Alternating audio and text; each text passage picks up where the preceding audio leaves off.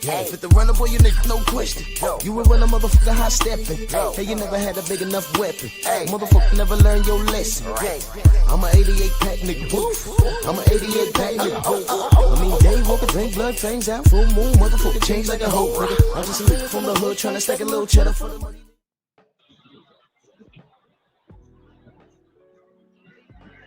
Yeah, buddy.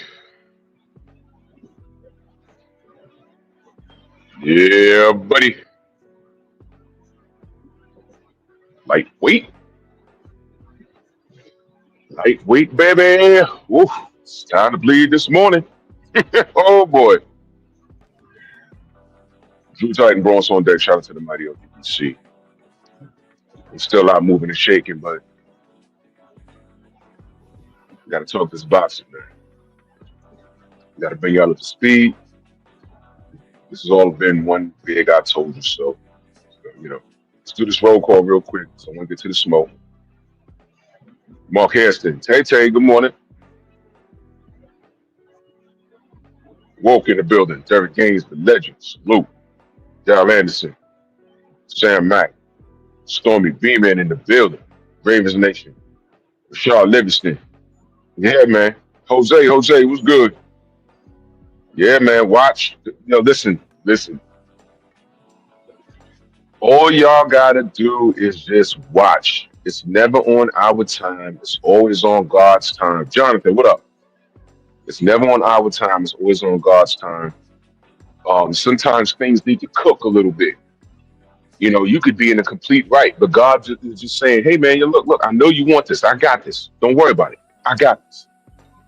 It's still cooking. It's still cooking. Let me just cook a little more. It's not ready yet. And then God says, here you go. Don't worry about it. Don't worry about the thing. It's going to look bad. It's going to look bad. But don't worry. I got you. You see, that's why I got Brother Deontay back there laughing, saying, AJ been a Budissi. Y'all know what that means. AJ been a Budissi. He been a Budissi. Sports guy, salute. AJ been a Budissi. And this is why I never liked the kid. This is why. I'm not even going to say I never liked the kid. When I figured out what type of time he was on, that's when I let him go. And a lot of my brothers was like, nah, he's an okay fighter. Pretty much give him a minute. No. I ain't got time. I rock in the building, salute. I'm done giving him a time. I'm done giving him a pass. I was done with him when I figured out what was going on. If y'all don't know, you see, this is what I'm saying. This is why the managers and promoters need to play the background. The reason why, all right, let me explain. Prius Moss, salute. Some of you are 60s babies, 70s babies like myself, 80s, 90s. Some of you were born in the 2000s. Let me talk to you cats that were born in the 90s and in the 2000s. I can tell that when you learned about Don King, everything you learned was not good. Let me say it one more time, because I'm making a point. When you learned about Don King, everything you learned was negative. Everything you learned was just, he was a crook. Mike Tyson is broke because of him. Bernard Hopkins, if you cared, didn't like him. He was a criminal and some of that was true, but most of it was not, because I spoke to fighters that worked with Don King and they never had a problem with him a day in their life. Okay? They put a coat on Don King. Was he perfect? No. But here's what you guys don't know. Here's what you guys don't hear about. Around that same time, not around, but That same time when Don King and Don King Promotions was giving us these fire cards, there was a man operating that same time, around that same time. And his name was Bob Arum. Until this day, we know what type of time Bob Arum is on. Rob Nail in the building, salute. We know what type of time that Bob Arum is on. And I gotta tell the youngsters, not our salute. I gotta tell the youngsters, I'm like, yo, he's been around since before I was born. Top Rank, he hijacked for Muhammad Ali to go. Y'all do know that, right? They be like, nope, 4 hour sniper salute. They be like, nope, nope. No, y'all don't know that because y'all were trained. You were born in the late 90s or the early 2000s. You've been trained. Just like today, you've been trained to hate Al Heyman. Look, I can explain why, I don't hate Al. I understand the business of boxing. I tell people this all the time. I understand the business of boxing, but I don't have to like it. And Al had to move and shake in a corrupt business. Is Al perfect? No. But is he the absolute worst? No. But if you was a Manny Pacquiao fanatic, you hated the PBC and Floyd Mayweather and Al Heyman. You understand? Hence why they started calling us Flomos, which is code for the N-word. Jim Diamond, salute. Jeff Spark in the building. The brothers UK in the building. Mind of Matsumusa, salute. Smash the like button, like the video, share the video. We are our own algorithm. Don't leave it up to Miguel or Jerome to do anything for us, especially today. I'm gonna hurt a lot of feelings. I don't care. Just stop me when I'm lying. Kev, what up, Kev? Unique Dawn in the building. Salute.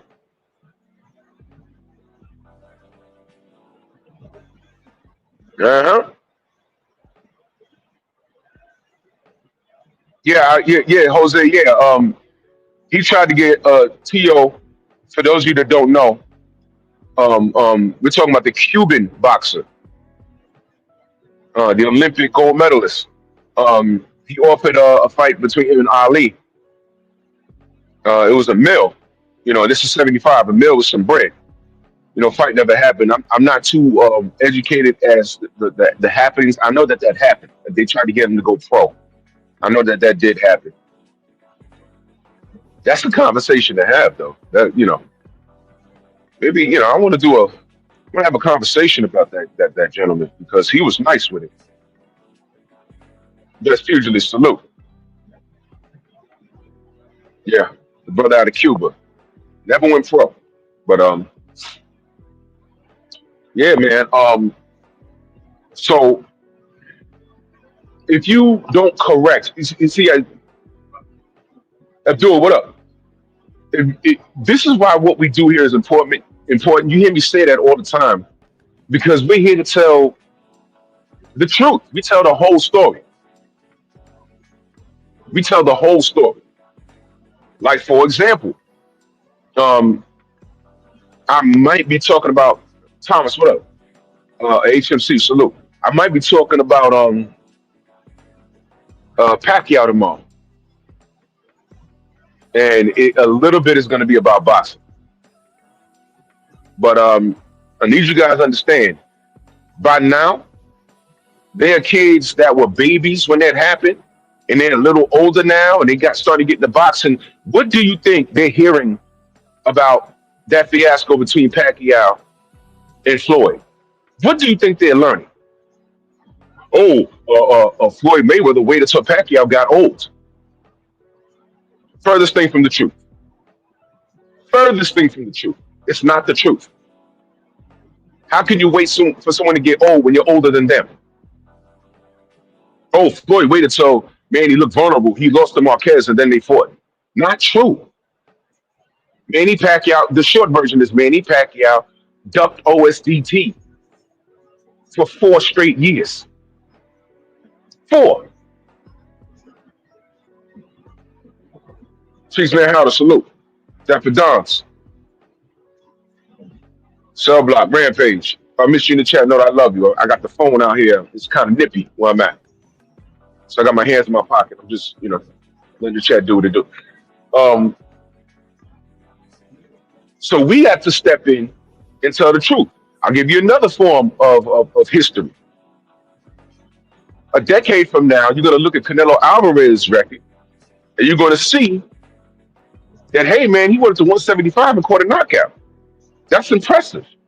It's going to be up to people like us to say, yeah, but the guy he fought, although I don't like Sergey Kovalev, the guy he fought a life or death match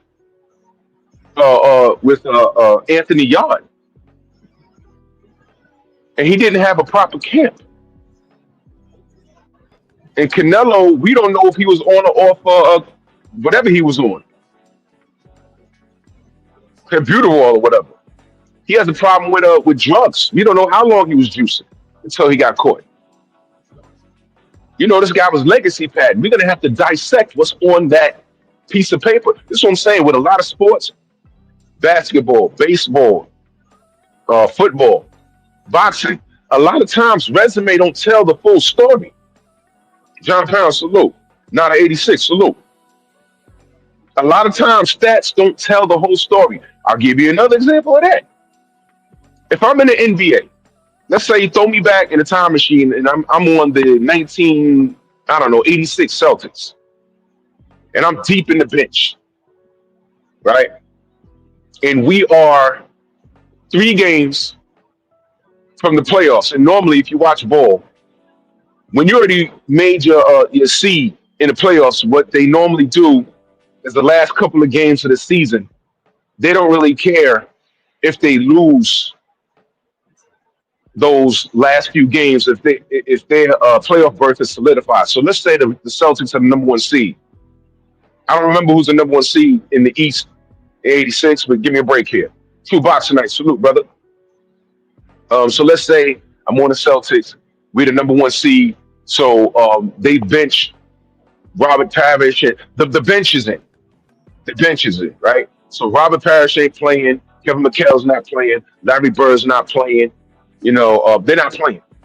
So I get some playing time. Those last 2 games, right? And I'm on the bench. The bench players, the second string is starting. And, the second string comes in. So I'm not even in my suit. I'm finally getting to wear my Celtics uniform. So I get on the floor in garbage time, right? I get fouled. I catch the N1. Right? Ball goes in. I go to the free throw line. Let's say I go to the free throw line 6 times that game. And I shot 9 for 8 from the field. Those last 2 games. Do you know when the season's over? My stats is going to read that I scored maybe 12 points a game. And I hit all my free throws. 100% from the field. But you put me next to Larry Bird, statistics-wise, I shot 100% from the free throw line. Larry Bird didn't make all his free throws. He missed a couple. Well, he missed a few in the season. But on paper, I hit all of mine.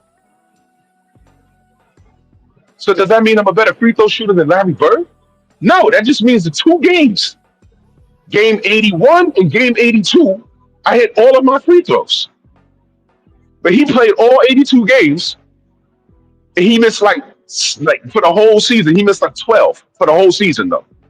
But on paper, his says like 92%, and mine says 100%. Does that mean I'm a better free throw shooter than Larry Bird? No, you have to look at the stats and dissect why it looks like that. Oh, he only played 2 games in the season. Oh, that's what happened. That's what happened. Oh, okay. It's the same thing with boxing, ladies and gentlemen. You have to dissect it. You have to dissect it. You have to dissect it. It's ridiculous. That's why I don't let anyone tell me about this Manny Pacquiao Floyd Mayweather thing. I was here for the whole thing. I don't let anyone tell me about Don King. I was here for the whole thing. Was he perfect? No. But why y'all acting like Bob Arum was not there? Listen, Bob Arum has been around.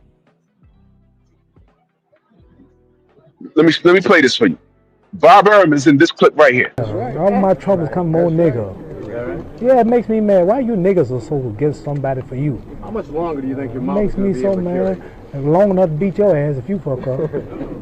That's right. You might not get out of the stadium tonight. You gotta be cool because you been watched.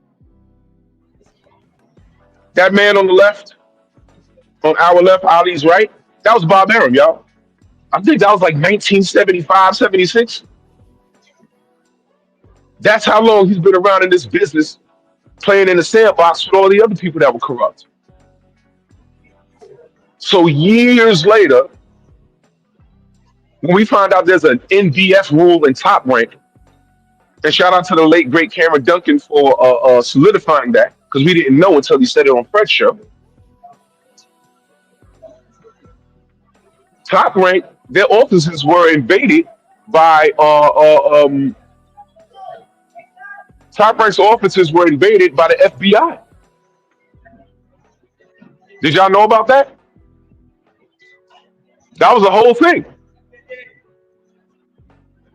So when you heard about Bob Arum flying down to Dubai to work with Daniel Kennedy, it didn't shock me at all. Mook, my brother Mook, salute. Aaron Butler in the building. G McCall. Isaiah, what up? Chase Gotti, salute. Delana, what's going on? Information in the chat. Know that I love you. I'm just looking to my left every now and again. I got my hands in my pockets. It's kind of cold. I'm outside. You feel me? So you have to be here to tell the whole story, ladies and gentlemen. That's what I'm saying. You got to tell the whole story. And if these guys, fighters, are benefiting off of the corruption, they're not going to say. A lot of people, they're not going to say anything. They're not going to say anything. They're not.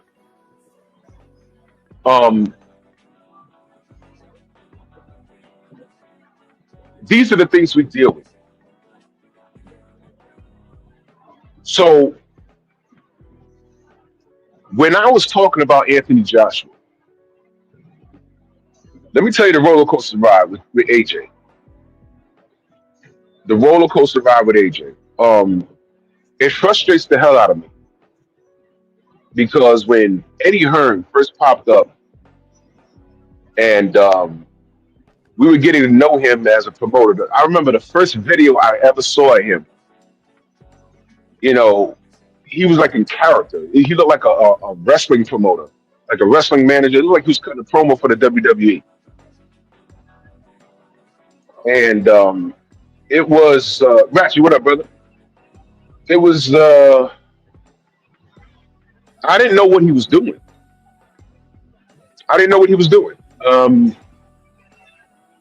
And I had to ask around. I said, you know, who is this guy? They said, oh, that's Anthony Joshua's promoter. I said, oh, the big British kid. They said, yeah. And I was like, oh, okay. I said, well, why is he talking like that? 88, what up? So I said, okay, you know, he's trying to market himself to the American audience, but you don't do it that way. You don't do it that way. Be yourself. Is this who he is? Is this how he wants us to view him? Some sort of, you know, promoter that trash talks and, you know, and he wasn't saying anything positive about Deontay. But, you know, that's okay. Because all Deontay has to do is keep winning. And all Anthony Joshua has to do is keep winning. And the truth will come out because eventually the brothers will meet in the ring. But back then, I was like, you know, I'm happy for AJ. You know, that's my brother. I'm happy for him. Anthony, what up? I'm happy for him. You know, I wanted to keep winning, and they already had put him on a pedestal. They were saying, hey, man, he's the next Lennox Lewis, and blah, blah, blah, blah. I'm like, oh, hold on. Don't put the curse on him. Don't do that. 704, salute. Appreciate you. I tell them, man, don't put a legend's coat on these people. You gotta let these guys develop. When Michael Jordan retired, there was so many next MJs. Oh, this is the next MJ. I'm like, don't do that. Harold Miner, next MJ. What happened? Grant Hill, next MJ. He was nice, had a great career, but he wasn't no MJ. Glenn Big Dog Robinson. He's the next MJ. Slow it down. Relax. Slow it down. And then came Kobe. That was the closest thing you got to MJ as far as style of play and game intensity. But he wasn't even MJ. MJ never went to the finals and lost. I'm not even going to get into the LeBron MJ thing.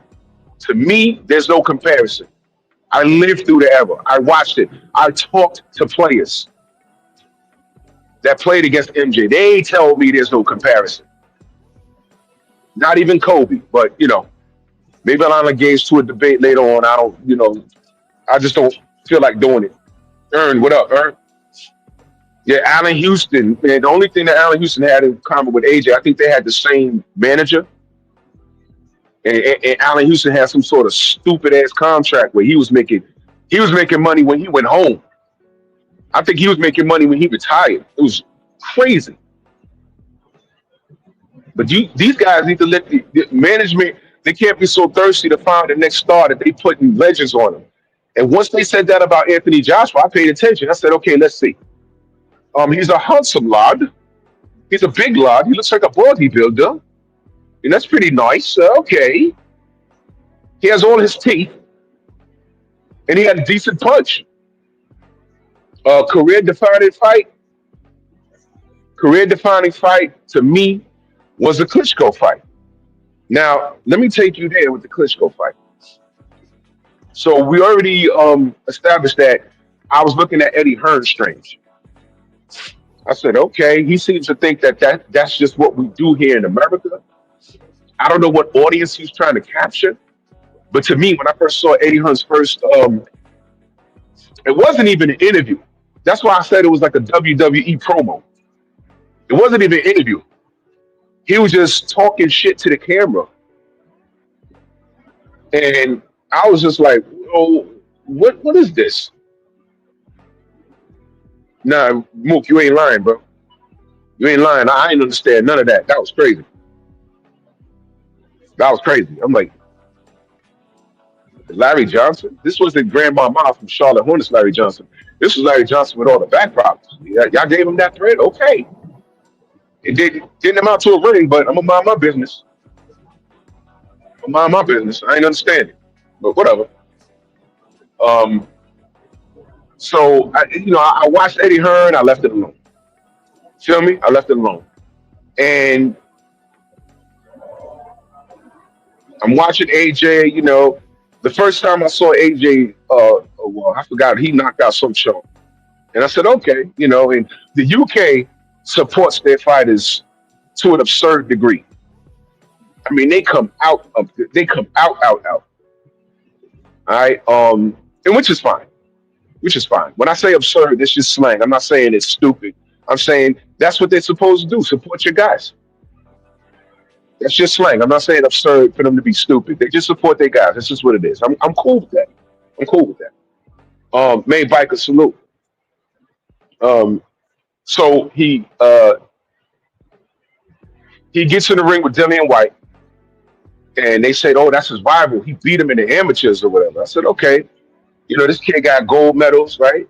DOG salute." Exactly, Thomas. So like here in America. So he gets in the ring with Dillian White, and I ran to YouTube, and so their first fight is on YouTube. Dillian got him. Dillian stopped him. So now, okay, so this is a grudge match. So automatically, I tuned in. And if you watch that match between him and Dillian White, Dillian buzzed AJ. He buzzed him. I said, oh, but AJ showed some heart. And he gathered his bearings, he got back, and he ended up stopping Dillian. I said, oh, okay, this kid, I think he got a little dog in him. Okay, I like that. So I had no problem with that. I had no problem with that. I didn't have no problem with that. I said, you know what? I like this man. So I said, okay, I'll rock with this kid. He didn't fold under the pressure. I could dig it. And then the Klitschko fight came. So automatically, I'm supporting my brother, AJ. I'm supporting him. Klitschko fight, Klitschko, he got up for that fight. He trained. And Klitschko, I think he was like 40, 41 when that happened. But he was in phenomenal shape, which makes me wonder. He looked a little, let's just say, a little too healthy. I'm not putting no coats on him, but I'm just saying. AJ came in at that fight. What was he like? 240, 250 pounds in that fight. I think they fought at Wembley, and it was a great fight. AJ got dropped by the classic Klitschko right hand. And I remember watching that, and I jumped up I was in my living room. I jumped up off my couch. It's like, yo, get up, get up, get up. And I was screaming, get up, get up. And he got up, and he fought back. And I said, man, get it back, man, get it back. And AJ got it back, man. AJ got up. He got up off, what's up, brother? He got up off the floor, and he fought back. He fought back. Weird thing, when he got knocked down, he was smiling. And I said, that's a little weird. You know what I mean? You knocked down, it's a little embarrassing, but you just ate a Klitschko right hand and you got up. I mean, that's no basic feat, man. Normally when Klitschko hits you with that right hand, it's night-night. You don't make it. But the young man got up and he fought back. And he started dropping Klitschko, and he ended it with that. AJ has a really, really nice uppercut, a really nice one, and he slapped him, man. And with that, and just real quick, 'cause, I'm so more StreamYard. Shout out to Shakira Fields in that super chat. Much love. He says, happiest of birthdays to you, Drew. Enjoy it today and all days to come. I appreciate you, Queen. Thank you so much. I'll be the big 5-0 on Sunday. And I feel just like how I've been feeling the rest of the week. A little bit of pain, but I'm okay. I appreciate you. I appreciate all of you guys, man. Seriously. All of you for all your support, everybody. Life ain't easy, but I'm here. You know what I mean? And we talking this boxing, and we talking health and wellness, and we talking being an adult. I want the adults to do the adulting. If I'm here, if I get you through your morning, and if you see value in what I do, just show up, hit the like button, like and share the video. Super chats or cash apps or demos or Zells, that's at your own leisure. You know what I mean? But I appreciate the amount of support because what we do here is important. I don't like how the sport of boxing is treating us. I just don't like it. And this is how I vent my frustrations. Back in the 80s or the early 90s, you couldn't do this. So we can get on here and we can speak our truth and keep it honest. Eric O, salute. Mr. Shelton, Bill Spoolie, salute. Big Daddy Cloud, salute. I see you. World Constrictor. So AJ wins the Klitschko fight, and I said, okay, we got one. We got one. And let me remind y'all, Lennox Lewis didn't win all his fights. Lennox Lewis been dropped before. So I'm not holding getting dropped in the fight. I don't hold getting dropped in a fight on any fighter. See, some of these new fans, once a fighter gets dropped, they be like, oh, he trash. He ain't got no chin. I ain't saying that. I'm not saying that. I want to see what happens when a fighter gets dropped and then gets up off the damn floor. That's what I want to see. That's what I want to see. All you clowns told my Devin ain't got no chin. I don't know where y'all getting this from. Y'all the type of dudes that wife up a chick that you just sleep with on the first night. What are you doing? You just got lucky. You caught at the right place, the right time. She must have just broke up with a man, the right amount of alcohol, but she's still coherent and says, you know what? You only live once. And she might not plan on seeing you past that night, but you want to wife her. What's wrong with you? You rock with a fighter, and the one time he has a hard way to go or lose a fight. Oh, he ain't what I thought he was. He trash. Well, he just lost. So what? I want to know what happens when the fighter gets hurt. We seen Devin get hurt, and then you find out that Ryan was juicing? What you mean? What you mean? That's what I'm saying. Y'all not built like us, man. You're not. Y'all not. So at that time, I started to see what AJ was made of. I said, okay. So then on our side of the pond, brother Deontay was doing his thing. And then the smear campaign started. The smear campaign started. And this is when I started to get annoyed with it. Salute to Fallout Sniper. And that super chat, he said, happy early B-Day. I'll be celebrating my daughter B-Day as well. Oh, shout out to the baby girl. Shout out to the Patreon. Y'all go tap in, man. Salute to you, good brothers. And shout out to your baby girl, man, for real. It's real talk. Scorpios in the building. Yes, sir, man. Salute to baby girl. I appreciate you for our sniper. Yeah, tap into the Patreon. I'm on the road right now, but I'm gonna be cooking on. I got some things I'm gonna release. I didn't have time to release it when because I had to hop on the airplane, and I'm not even in New York, y'all. So I gotta give y'all this. I gave her this content. I really do. Chris Leg, salute. True Will, my brother, salute. Copper, salute. Eric, salute to you, man. Thank you so much. Appreciate you. So on our side of town, brother Deontay, 6'7", like 210 pounds on a good day after Thanksgiving, and he's over here knocking over trees. On average, he's outweighed in every fight by 25 to 30 pounds, and he's knocking these guys the hell out. So we got ourselves a good one over here. But what I noticed over here was that everybody's talking about skinny legs, and he don't have no skill, and he trash. And I'm like, this is odd. This is very strange. Why are we talking about body parts? Why are we not talking about the work? Brother Deontay's putting in the work. Why are y'all doing this to him? Why y'all talking crazy? BBO, salute. Oh, no doubt, BBO, stay on that. Let this day be the first day of the rest of your life, man. For real. Let's make some changes. Salute to you, brother. My brother, the International Quiet Storm in the building. Salute to you in that super chat. Much love. He says, salute, Drew. Peace to the Pep Pack and the mighty LDBC. Salute to you, good brother. Much love and appreciation, man. If y'all don't know, the International Quiet Storm was a wrench on the late, great Kevin Samuels chat. So I'm honored when this brother shows up and supports my content. This guy was a wrench on the late, great Kevin Samuels show. So I appreciate you, good brother. Much love and appreciation. Thank you so much, brother. Yes, sir. Appreciate you. Mo G, salute. Yes, sir. BBO, stay blessed, man. Stay on that. Stay on that. You got a whole family, brother. Yes, sir. And keep your results posted, man. I'd like to see that. Definitely.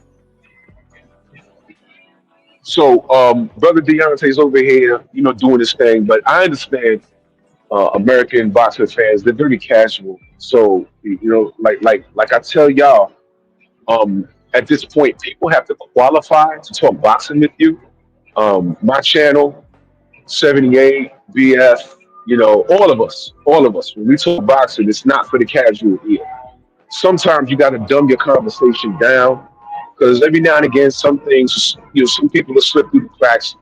And I'm just saying, to protect your peace, you can't be going on here screaming with any and everybody when they don't know what the hell they're talking about. They don't know. So imagine, like, when you're 30 years old, hey, status, salute, brother.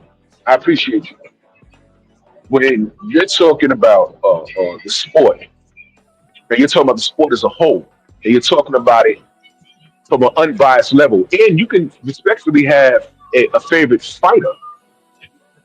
You can respectfully have a favorite fighter, but when you're talking about it through an unbiased eye, you can say, yeah, I support this fighter, but this fight will be a little difficult, da-da-da-da. An unconditional fanatic will come through and then start telling you, oh, you switched up. You switched up. What do you mean I switched up? What are you talking about? I'm telling the truth here. I'm gonna buy every pay-per-view this fighter has. I'm gonna support him. If the fighter's fighting where I can get to it, I'll get to it. I'll buy a ticket. What do you mean I switched up? What do you mean? I'm just telling the truth. I'm talking boxing. You just want to sleep with him or blow him. You want to poison his wife. He's a straight man, and you want to poison his wife. What are you talking about? I switched up. What do you mean? That always happens. Blue blood goes through that all the time.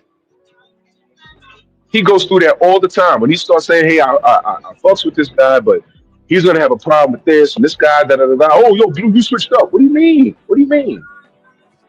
So you have to be very careful about who you talk to. You know, you gotta be careful, my brother.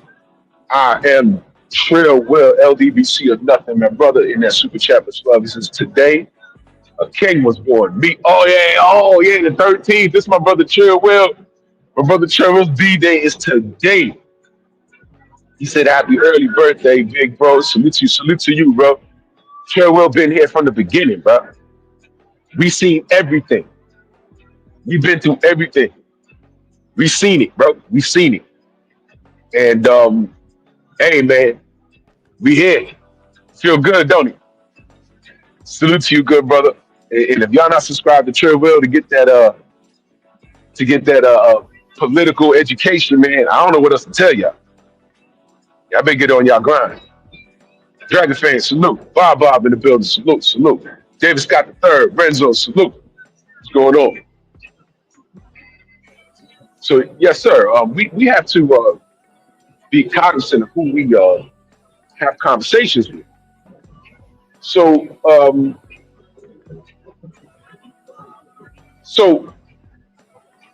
we're watching Deontay.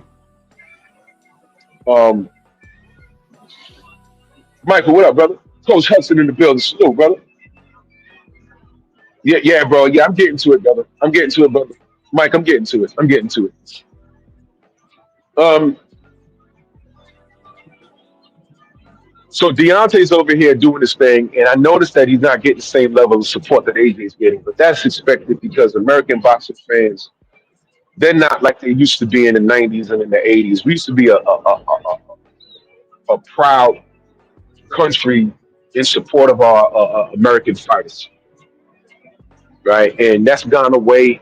The atmosphere has changed. Floyd Mayweather has forever changed the atmosphere. And Floyd Mayweather, respectfully, career-wise, he did do some good things.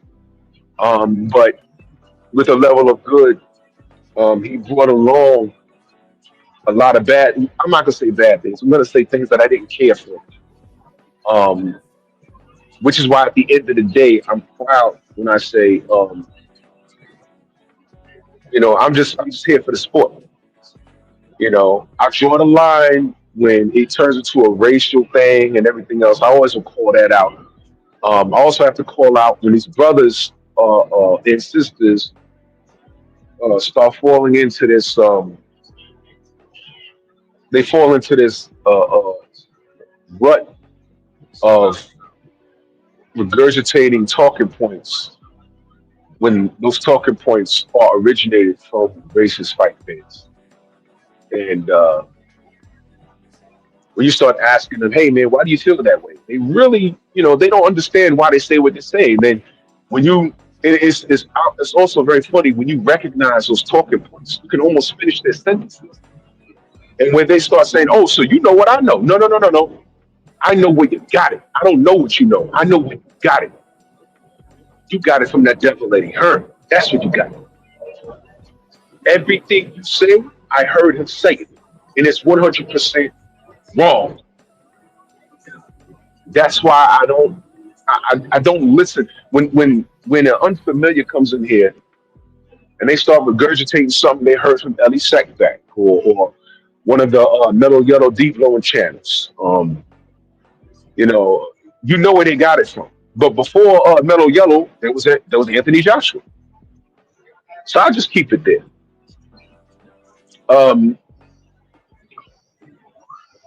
The AJ Wilder, that rivalry started on social media. All right. Once upon a time, we were told that big fights aren't made on YouTube, and we almost had Gary Russell versus Devin Haney, and that was made on YouTube, and it was made so much to the point where they started talking about it like what they call real media. We were making money during the pandemic. They were getting laid off because they couldn't go to work, and they got mad at us. I ain't gonna revisit that, but that's the truth. Um, so what ended up happening was they started painting Deontay as the villain, and all I wanted us to do as a collective, first of all, we're American. Let's have some pride, because I don't have a problem with our family from the UK, whether they're black or brown, they're waving their Union Jack. I don't have a problem with that. Support your guy. Support your guy. I was I was upset that our brothers over here wasn't waving our American flag in support of Deontay Wilder. I didn't like that. And then these brothers started regurgitating talking points. For example, Eddie Hearn's talking points. Just because I say that they're points, that don't mean that they were valid points. They were just points. Deontay doesn't have a superior skill set. Okay, it's an ugly style. But you saw him fight 10 times and all those guys were bigger than him. And all those guys went to sleep. So what is your point? I don't care how it looks. Hell, he just flings punches. Okay, but when those punches land, what happens? Normally people go to sleep. So what are we talking about? I don't care about how he looks. Can you stop it? You call it ugly. I call it awkward. If y'all remember early Manny Pacquiao, nothing that he did was conventional, but they called it awkward.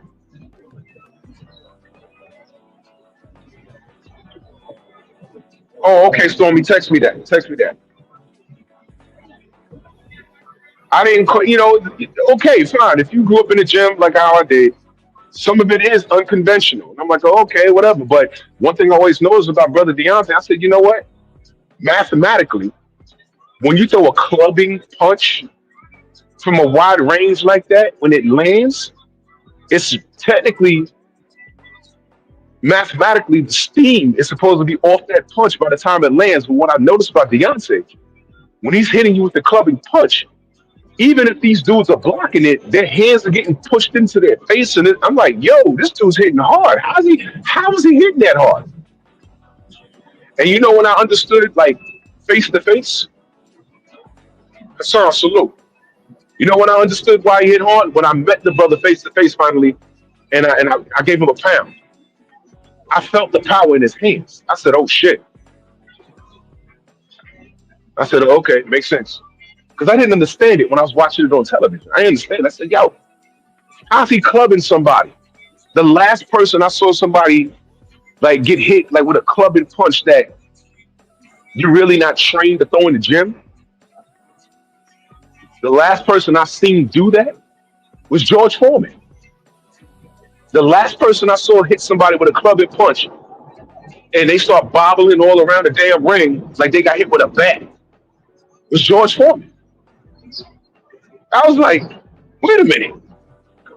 That hurt? Wait, that's not mathematically, that's not supposed to, in a gym, the shortest distance between a space is a straight line. You plant your feet, you push off the hip, up your buttocks, through your shoulder, straight down the pipe. That's where the power comes from. So what is this clubbing stuff? And why are these people getting hurt by this? And this guy, he's not even 220 pounds. How the hell is this happening?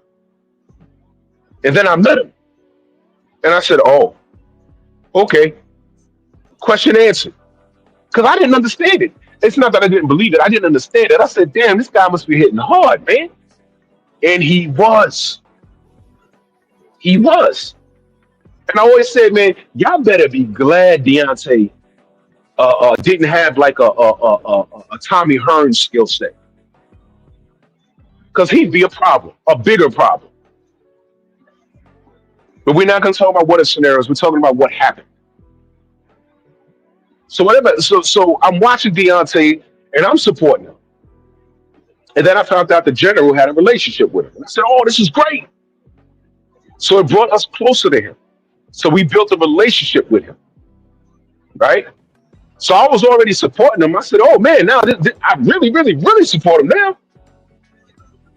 Rick Blackwell, salute. I really support him now. And this brother was down to earth. You know, he was in touch with. He had a relationship. He has a relationship with God, and just a likable guy. A likable guy. And this is all before I met him. All before I met him, I said, "You know what? This is the guy right here." And then Emmanuel Stewart gave him. He gave him the baton when he was asked who's next up. He mentioned Tyson Fury and he mentioned Deontay Wilder.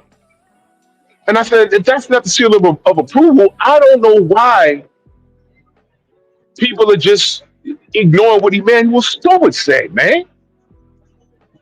Accurate salute, brother.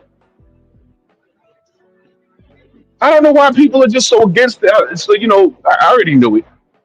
I said, people are just, they just like that. It is what it is, man. So, Deontay, I'm watching his development. He had Mark Breland in his corner. Mark Breland out of Brooklyn. You know, he was a rock star in his own right at that time. So I'm just watching the brother and I'm supporting him. You know, and he ends up getting his world title. He fights for the Mainstay Burn. He out hustles him down the stretch. Fights him in the rematch. He slept him badly. If you never saw the rematch, Case of Asura, it was one of the most violent knockouts I've ever seen. And the smear campaign began right there. Because automatically they started putting him in the same sentence with this lad, Anthony Joshua, from across the pond. Now, I didn't mind it. I didn't mind it because, you know, that's just what it is. I didn't mind it at all. So for me, at first, it was just friendly rivalry. I didn't have a problem with Anthony Joshua. It's just Bomb Squad over here. That's my American brother. You know what I mean? And AJ was my British brother. You know, there was one more belt floating around. And our brother, hold on a second. I don't know what this guy's looking at. Don't you come over here. We might have a Karen. Don't you come over here. I'm looking at this fella right now. Okay, he walked off. Okay. Yes, I belong in this property, dude. Don't play with shit. He gave me a double take. So I'm sitting out here with a hood on. It's kind of nippy. I belong here, stupid. Go away. Don't play yourself. It would not be a good morning for you. Anyway, so our good brother Charles Martin, Prince Charles Martin, friend to the Strong House. He goes over to the UK under the advisement of Al Heyman. Al Heyman, I would like to have seen him stay here and fight Deontay, and you know, see who would walk away unified from that. But Al Heyman is an advisor, and being an Al Heyman is an advisor, he couldn't tell Frank Martin not to go get the money that Eddie Hearn was offering. He was offering him a big bag. So basically, he bought that belt from Charles Martin. Because if y'all remember, If you go back to my video when me and Stormy and Trick Nolte had Charles Martin on the show, he told us um, they offered him a lot of money, and Al is an advisor. He couldn't tell him not to go get that money and to stay here and fight Deontay Wilder for millions of dollars or less.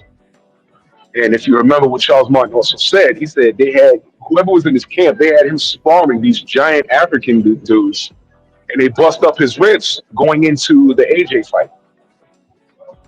Go listen to it when they had Charles Martin on my Sunday show.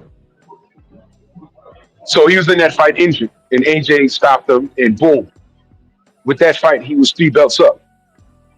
3 belts up. 3 belts up.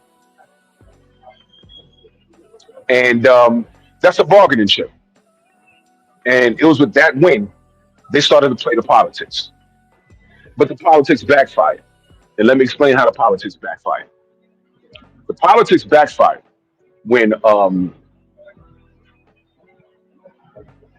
Deontay, and I'm just giving you the short version. Deontay, he acknowledged that he was the B side in that situation, business wise. He acknowledged that he would have to go overseas to make that fight. He conceded to everything.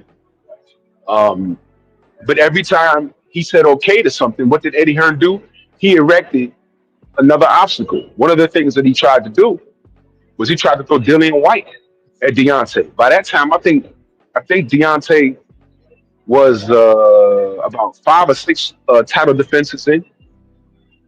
And one of my favorite scenarios was Anthony Joshua. I think he was fighting. Who was he fighting? Forgot who he was fighting. But whoever he fought, he knocked him out. And it was rumored that Deontay may have been showing up to the UK to press AJ after his fight. And what ended up happening was Deontay didn't go over there. And I laughed my ass off. I totally laughed my ass off because the play was, now after that fight, that's why I need y'all to figure out which fight that was, because AJ wins the fight. AJ wins the fight. And they will start asking him about Deontay. And he said what he said. I wasn't paying attention because by that time I saw what the play was. When they gave Eddie Hearn the microphone, and he gave his when he gave his assessment of the situation, he was visibly pissed off. He said, "I don't know why Deontay wasn't here. All the stars are here. Dillian White's here." I said, "Why are you focused on Dillian White being here? You know what he was going to do?" Because Dillian White, that's why we calling him the Lycan, by the way. It was Carlos Takam. Thank you, main biker. It was Carlos Takam, which was a premature stoppage, by the way. I said, why the hell did he mention? No, it wasn't Dominic Brazil. It wasn't Dominic Brazil. It was Carlos Takam. It was Carlos Takam. I said, why did he mention Dillian White's name? You know what's going to happen? They wanted Deontay to go into the ring, and when he was trying to press AJ, they were going to throw Dillian White in front of him so he could act the fool. Dillian White was the guard dog. Eddie Hearn wanted Dillian White to fight Deontay so bad. And what we were saying is, by way of ranking and by way of unification, that fight made no sense. I mean, D would have knocked the shit out of him anyway.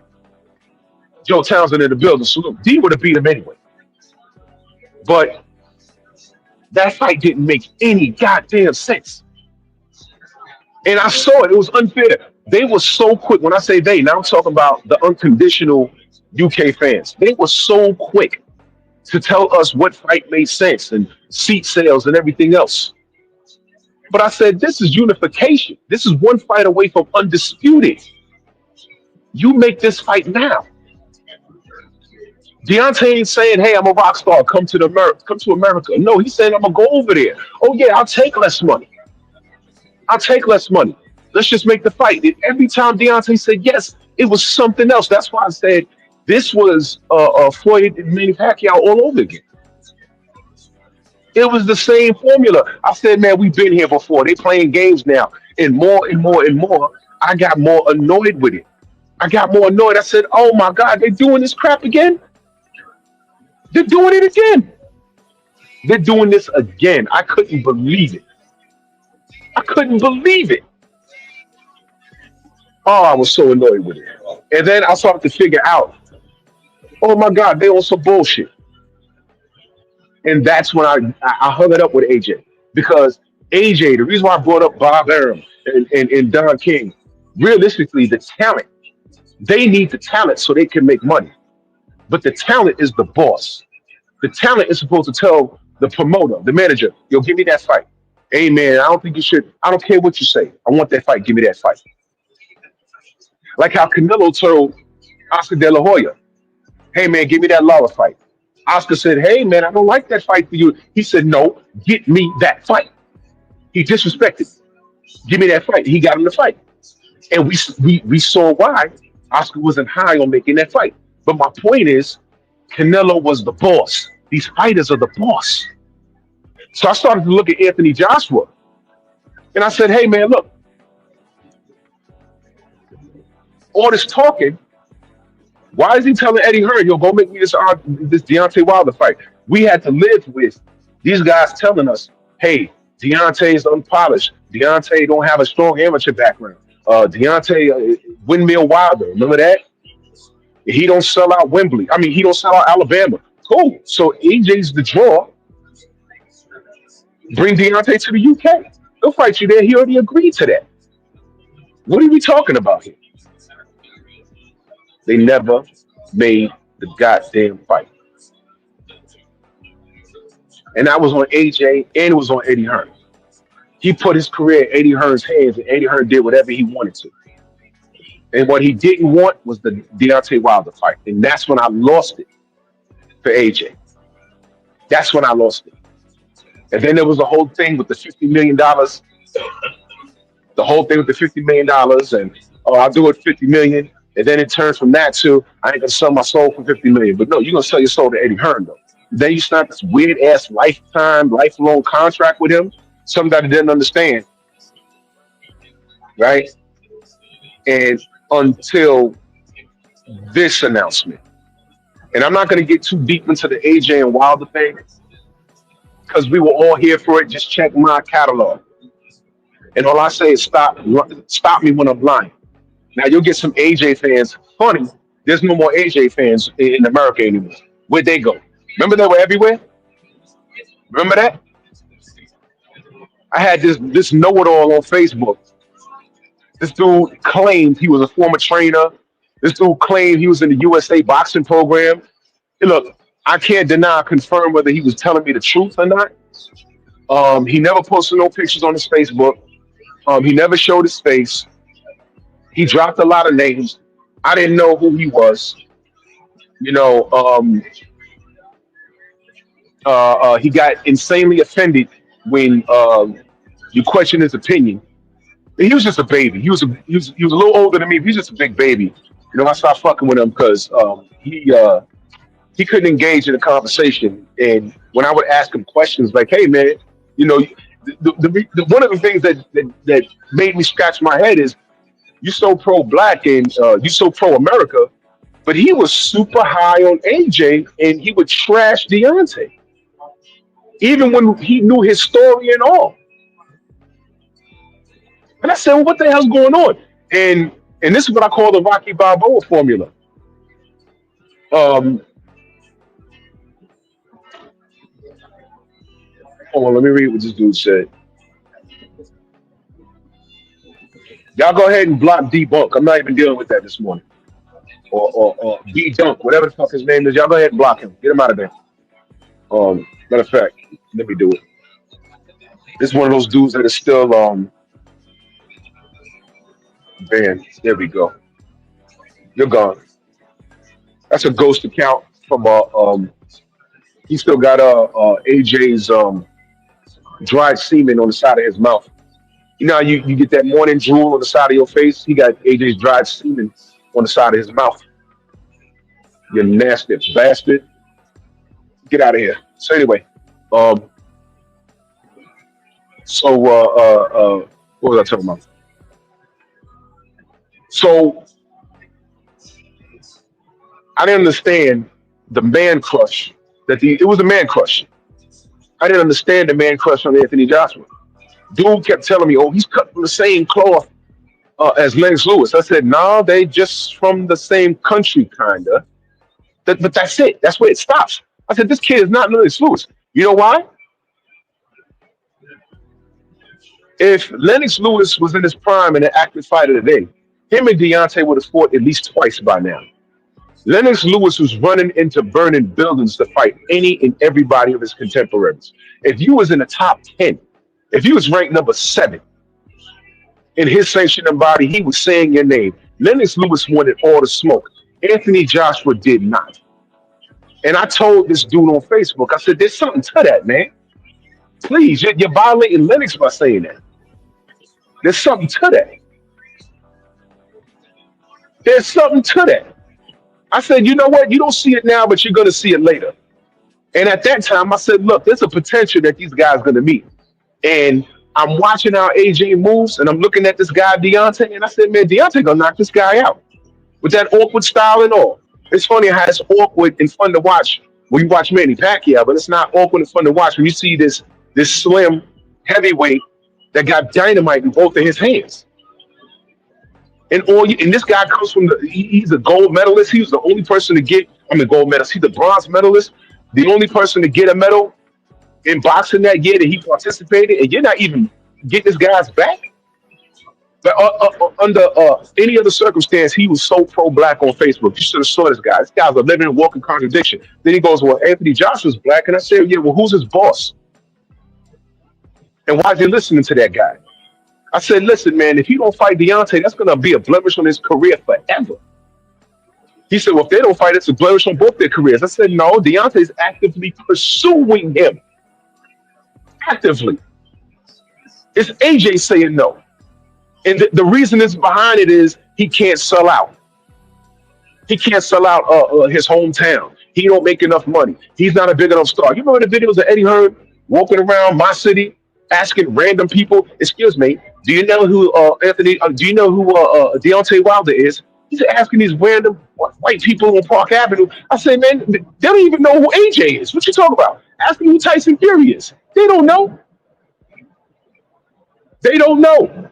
You on Park Avenue, I knew exactly where he was. Don't nobody down there. The only person they'll know right now to date is Mike Tyson. Mike Tyson's the only worldwide star that can go anywhere. And people will stop and say, oh, look at Mike Tyson. He can go to Italy, to China, anywhere. He can go to Canada. He can go to the Philippines. Everyone will stop and say, look at Mike Tyson. I can't think of a boxer today that has star power like that. I can't think of one. I live in New York. I've seen fighters, and they'll have like a hat on and some shades. And I'll go, oh, yo, hey, yo, what up, man? The weekend that Hamza Shiraz, Hamza Shiraz and Edgar Berlanga, they were walking around Times Square like nothing. In fact, I had my head down and Tay tapped me. He said, there goes Shiraz right there. I said, oh, shit, they already done passed us, though. Boxers aren't like that no more. So Eddie Hearn was playing the game, bro, and I get the marketing. He caught lightning in a bottle with Anthony Joshua. I get it. But I'm also not stupid. I'm not stupid. But you know who is stupid? American boxing fans. Fanatics. And when I say fans, I mean fanatics. They're stupid.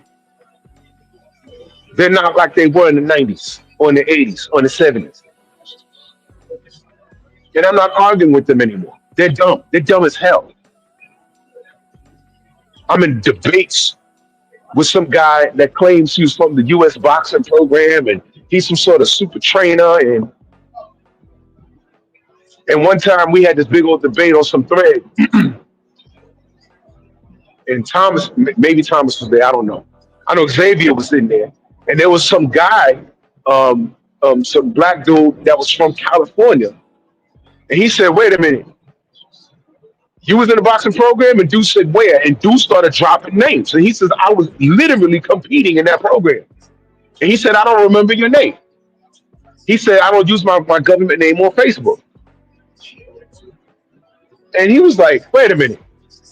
But I knew his government name, so I was being a dick. I put his government name in the chat. I said, "Oh yeah, bro, his name is, Terry da da da da." And he said, "I don't remember you, bro." He said, "Do you remember Coach so and so, and at this gym and this gym and da da da da?"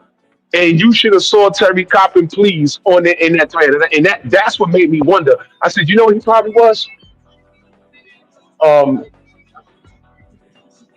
Do me a favor.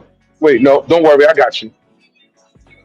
Because what I'm talking about is not up for discussion this morning. So you're block 2 out the box, out the butt boxing, whatever your name is. This is not up for discussion because I'm making a point here. So get out of here. Yeah, Thomas, that's probably still Xavier's man, but whoever, who cares? So Dude was in the chat giving him that work, and I was just laughing. I said, that's what made me sick and think him, because I was like, wait a minute, this dude, whoever this dude was aggressively dropping names and was like, "Yo, that's your name?" He said, "I don't remember you." He said, "I was there, I competed." He said, so I was thinking, I said, what Terry probably was? Terry probably was a poser. He was probably in that gym mopping the floor for all I know. He probably was around the situation. Like I tell y'all, I never competed in the amateurs. Damn sure never competed in the pros, but I was in a lot of gyms and I learned some shit and I did sport a lot. But no one will know me. They might know my face, like, "Oh yeah, I saw that guy around." But I didn't take what I learned growing up into the gyms and whatever. Man, I don't even remember half the trainers that I ran drills with. They didn't know, they barely knew my name. You know what I mean? Matter of fact, today I probably have to show them a picture of when I was like a lot younger, from the ages of 8 to like 15. They'll be like, "Oh, the chubby kid." I was short back then. "Oh, the short chubby kid, I remember him. The short chubby kid that used to do backflips in the gym." Yeah. The short chubby kid that did gymnastics in the gym. That was me. They wouldn't recognize me today. But I was nothing, I wasn't no gym legend. No, I was none of that. But I was around a lot of people that did shit. So what it sound like, and I'm not saying it is, what it sound like was that Terry was being exposed as a guy that was around situations but never really competed or did anything. I tell you, I was around Mitch Blood Green, and I'm not gonna drop any other names, but I've been in the gym with them and watched them work. I was just around. I was around. So I'm watching them do. It wasn't even an argument. It was like Terry was like back down and from that guy, like pretty much telling him chill. But I'm reading it like, "Yo, what happened?" Terry was super aggressive with everyone else. "Oh, I did this and I did this and that," and this dude came out of nowhere. It was like, "Yo, who are you?" The time you're mentioning, I was actually in the gym getting punched in the face and punching people in the face. "Who are you? What's your name?" "Oh, I don't use my." Here was the funny part. He says, "I don't use my government name on YouTube because of my past." But meanwhile, I don't know what that meant, but meanwhile, you were so pro-black. And he was from LA, I think. So what are you talking about? Your past, what are you saying? Y'all never heard me say, "Oh man, I got to keep it on the low because of my past." What does that mean? I'm not no gangster. I come from a 2-parent household. I ain't playing the streets. And I say that proudly. I don't know nothing about the drug game, the crack game. I've never been locked up, none of that. I was a nerd. I could fight, but I was a nerd. Being a nerd was a good thing. Mike, what up? So I don't know nothing about that. So that was always strange to me. It was like he was always double talking. Whenever he was so pro-black, so pro-black, so pro-black, and whenever someone said something that he didn't like, he was on them to the point where he turned violent. And I'm watching him like, yo, you pro-black though. What's wrong with you? I was like, all right, whatever, man. So when that dude came into the chat that day, he started verbally kicking his ass. And I watched it. And I watched it. And I said, man, this dude, bro, he got so mad at me for sticking up for Deontay. I said, all right, but you know what? Block. Block, get out of here, man. You a banned. What do we know? This acronym. He's a bitch ass nigga. I said, shut up, Terry. Shut up, Terry. And I said, at the end of the day, everything you say in here, all that shit you pop in here, and I left him with this. All that shit you pop in here, you know. You ever come to New York? I think he live in Texas now, wherever he is. You ever come to New York, you know you keep that energy. I will punch through your high guard, and I might kill you. One punch. Saitama. Straight Saitama. One punch. Oh, Saitama. And I said I left him with that. One punch. If you know you get that violent and shit, I said that's cool. I said, Terry, you know, black man, one punch. You ever in New York, you'll never everything you type in, I know you won't say that to me. I know you won't, because you'll get hurt. And I've watched him crash out on people. Like 1 minute he cool with them online, and next minute he spazzing on them. Like he ain't know them. I said, man, this dude got it. I said, I bet your kids don't like you. But I started trolling his ass. Man, I bet your kids don't like you. It was even boxing with him. I said, I bet your kids don't even like you. Shut up, dude. So anyway, one of the main things that him and I got into it was over Deontay. And this was a quote unquote black aficionado of boxing. And that he was not. But my point is that was a lot of fanatics. And before I killed my Facebook, because I got off of Facebook, but shortly after that, I got off of Facebook right. Well, I deaded him, but enter the night. My boy, who since passed, he passed during the pandemic. But prior to that, I was invited to go to the Andy Ruiz Anthony Joshua fight in New York. I said, nah, I'm going to work. You know, I don't want to see him fight this kid. I don't care. I already know how this ends. Whatever. I'm not doing it. Y'all go ahead. So I went to head to work. Right? Now, let me take it a step back for a minute. Anthony Joshua was pushed off as this worldwide superstar. He sells out Wembley like Michael Jackson. As soon as the tickets go on sale, people rush to Wembley and they buy out the tickets. If y'all remember, I did a troll video back then. And I went on this 10-minute rant. I'm like, what are you talking about? People go over there and where's the video of people flocking to Wembley Stadium and buying up the tickets?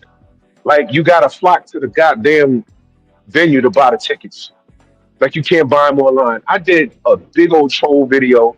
That shit got not a million views, please. It got a lot of views, though. And people made videos about my video. Oh, Drew Titan, you never heard of the internet? You're on it. This guy Drew's a hawk. He doesn't even know what Q means. And I said, you dumb MFs. You weak, pathetic fools. Y'all care about what I have to say about that band, Anthony Joshua, that y'all gave me all these views in this troll video? You guys are retarded.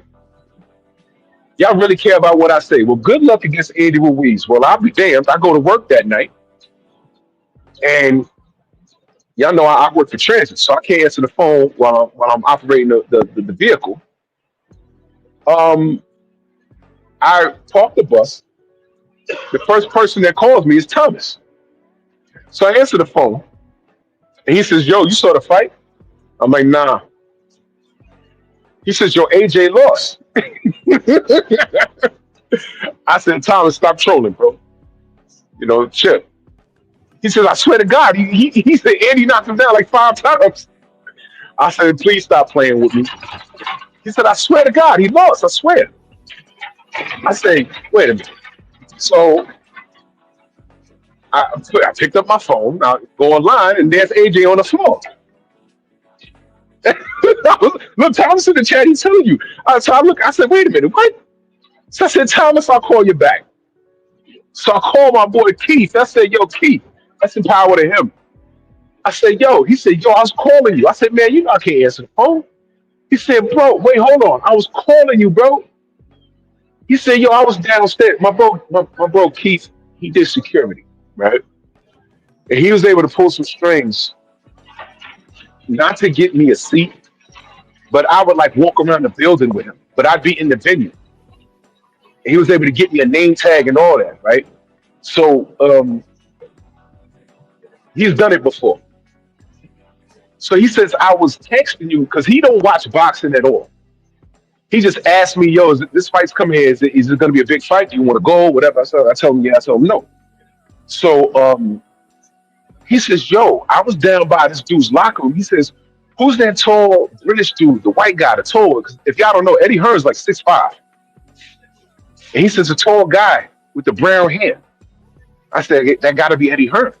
He says, "Yo, he was coming out the locker room. He was on the phone and he was like panicking." I said, "Well, what's going on?" He says, "Yo, the dude was on the phone telling you, I don't know. I don't know." And he says, he said, "The tall British dude, the big diesel dude." I said, "Yeah, AJ." He says, "Yo, he comes out the locker room with no shoes on, sweating, and he looked like he had to take a shit." And they were talking, and he told him to go back in the locker. I was like, "What are you talking about, man?" He says, "Bro, dude didn't look right." He said he came out the locker room twice, no shoes on, right? Then they went in there. He said the event's going on, and then it was time for the ring walk. He came out and he looked all right. So I said, "I don't know. Was he having a panic attack?" He said, "I don't know. He didn't look right." And he said, then when he got to the ring, you know, he said he dropped the fat kid. That's what he called him because he didn't know. He didn't know Andy's name. He said he dropped the fat kid, and he think it was over. And he said the fat kid get off the ground, and then he hurt him and dropped him. And he said so it was downhill from there. He said he was kicking his ass all over the ring, and eventually then he stopped it. He said, "I was calling you and calling you and calling you." I said, "Oh snap!" So I went to the gym because at that time my gym was 24 hours, and I think I went live on my Facebook because there was a lot of Brits on there. We was in this. We were all just go back and forth in this boxing group that we had. It was god awful. It was named Sparta. I will admit I met some solid dudes in there. I did meet some solid dudes in there that I still talk to today. There's like maybe three or four of them. Outside of that, everyone else can go to hell. So I went live and I trolled to be damned. I trolled it up. I'm in the gym working out, doing dips and push-ups to get 30 for 30. It was 80 for 8. It was 80 for 80. I was hyped. I said, "What I got to say now? What I got to say now?" He came all the way to my city and got destroyed by the destroyer. I was clowning. Calm down, Drew. It wasn't Deontay. No, it wasn't. It would have been, but he knew better. And here's what I'm gonna say: all of you know-it-alls that feel that Deontay didn't have a chance with Anthony Joshua, you're wrong. First of all, y'all have more faith in AJ than he had to this day, pun intended. Because if AJ felt he could have beaten Deontay, he'd have fought him right after he fought Charles Martin, because that had made him undisputed. Stop telling me what your guy can do when he's not doing it. There was no feasible reason for him not to have done it. There was money in it. and there was legacy in it. He just didn't want to do it. Bottom line, he did not want to do it. Because you could tell me all this about skill set and proper punching. You know what made Deontay Wilder so dangerous?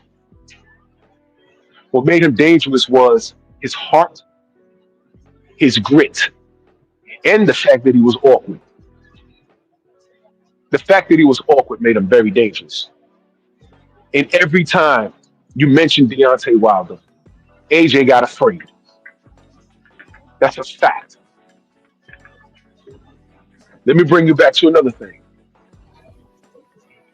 It was after, I forgot which fight this was too, but AJ wins, and they said Deontay was, he was rumored to be here, for y'all to do a stare down leading up to y'all fight. Yeah, I remember AJ saying, if Deontay, if he was here, we don't do things like that, and if he tried to bombard the ring, we'll call the police. Do you remember that? Put one in. Shout out to Champ Side. Press one in the chat if you remember AJ talking about if Deontay came into the ring to try and press him, he was going to call the police. Press one if you remember that. He said that. He said that. Press one if you remember that. He said he was going to call the police. I said, oh my God. Corner girl, salute. 78, you remember that, right? Willie Lowe, salute. Willie Lowe, bomb squad in the building. You remember that, right? He said we're going to call the police. I said, oh, bro, I made a meme.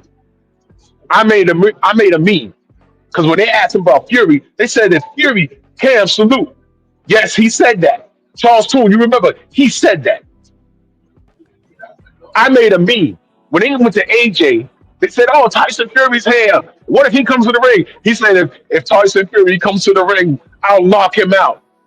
A fight later, they say, yeah, if Deontay Wilder comes to the ring, he said, I don't know, we might have to call the police. I said, what the fuck? I said, this dude is Budissi. He is Budissi. He is scared of Deontay. You know why? Because of what Deontay brings to the table. Grit. He brings grit. And look, you know what made the Rocky series? I'm talking about Rocky 1 and 2. Rocky 1 and 2. Ignore the fight choreography. It was the 70s. Give Sylvester a break. The story was about the underdog. The story was Apollo Creed was the apex predator of fighters. He had it all. He had speed. He had power. He had it all. And he picked this guy, and he made him a star. He gave him the name the Italian Stallion. But what happened was, it was a cherry pick gone wrong because Rocky wasn't as polished. He was a club fighter. And on paper, remember what I said a while ago about the goddamn stats don't always tell the whole story. On paper, Apollo was supposed to wash Rocky. But what did he not factor in? Rocky had grit. Rocky wouldn't stop. He only knew one way to go. That's why Evander beat Mike Tyson. He outshined him, but Mike told him years later, he said, man, why did you give up when I hit you? He said, well, you're not supposed to. Duh. Okay, I'm on the floor.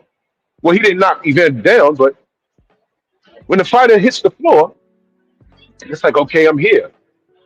I hear all of the count.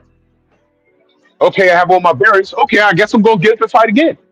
Some guys will get up and say, yo, man, how dare you embarrass me? I'm going to get that back. But some guys, when they hit that floor, they're like, oh, my God, I'm a millionaire. I'm in front of my family. I'm in front of my country. Oh, my God. Oh, no, I'm embarrassed. I'm going to get on my bike, and I'm going to run for the rest of the fight. No. Now, here's the thing. I already said AJ was a dog. He got up off the floor against Klitschko. Andy Ruiz kept knocking him down. He got up.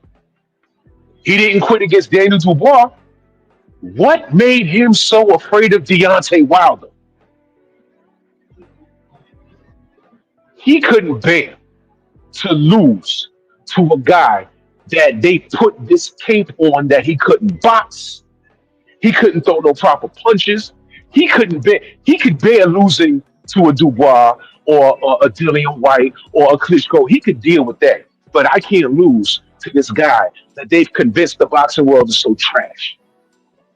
Well, AJ, you basically did that because that was supposed to be an easy fight for you. You were supposed to take it. And you told me who you was when you, to this day, refused to fight that man. Because what Deontay brings to the ring is that grit, that fire, that I'm not going to give up. You're going to have to kill me. And I'm willing to die for that. And AJ wasn't ready for that. And he's not ready for that to this day. He wasn't ready for that. And Rocky too. Because if you don't remember, Apollo won the first fight. But he didn't win the drama of the fight. And that's what Rocky 2 was about. The underdog fought. He lost, but he fought enough to make it a great fight. And everybody was like, we got to see this again. So Apollo was his rock star. And his people were saying, man, you ain't got to do that again. You won. But Apollo, being the competitor that he was like, no. I won. But look at what the people are saying, man. I got to dominate this guy again. I got to do it. You remember when his trainer threw everyone out and says, yo, champ, I don't like this fight. He said, why not, man? I'm better than this guy. He said, champ. He kept coming. He wouldn't stop. He didn't say nothing about he has a better jab or footwork or nothing. He didn't say nothing about that. He said he kept coming. He would not stop. That's what he said. That's the fear. That's what AJ ain't want those parts of. Deontay is going to keep coming.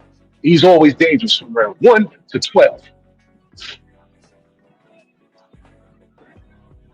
He ain't want no parts of that. Bomb Squad. And I said all that to say this. This Jake Paul thing, if it's for real, this is a spit in the face to all of us. Now, all of you fun boys, all of you doodle chasers,